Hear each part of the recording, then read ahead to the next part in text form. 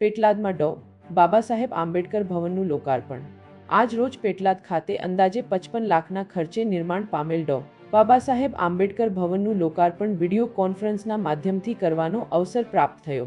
આ ગૌરવપૂર્ણ પ્રસંગે પેટલાદ રણછોડજી મંદિરના પરમ પૂજ્ય મહંત વાસુદેવજી મહારાજ શ્રીના શુભ હસ્તે આણંદ જિલ્લા ભાજપ પ્રમુખ શ્રી સંજયભાઈ પટેલ, આણંદના લોકપ્રિય સાંસદ શ્રી મિતેશભાઈ પટેલ, પેટલાદ નગરપાલિકાના પ્રમુખ શ્રીમતી કોકિલબેન તળપદા, શહેર ભાજપ પ્રમુખ શ્રી ધર્મેન્દ્રભાઈ બુધાભાઈ પટેલ, ઉપપ્રમુખ Shri Manishbhai Shah, standing committee chairman Shri Jaybhai Patel, જિલ્લા મંત્રી શ્રીમતી ગીતાબેન પરમાર, નગરપાલિકા બાંધકામ સમિતિના ચેરમેન શ્રીમતી કાજલબેન પટેલ, પેટલાદ શહેર સંગઠન મહામંત્રી મનીષભાઈ ઠાકોર, નગરપાલિકાના કાઉન્સિલરો, સંગઠનના હોદ્દેદારો, કાર્યકરો, પેટલાદ વણકર સમાજના આગેવાનો, ચીફ ઓફિસર શ્રી કૃણાલ પટેલ તેમજ મોટી સંખ્યામાં ઉપસ્થિત ભાઈઓ બહેનોની પ્રેરક ઉપસ્થિતિ કરવામાં આવ્યું।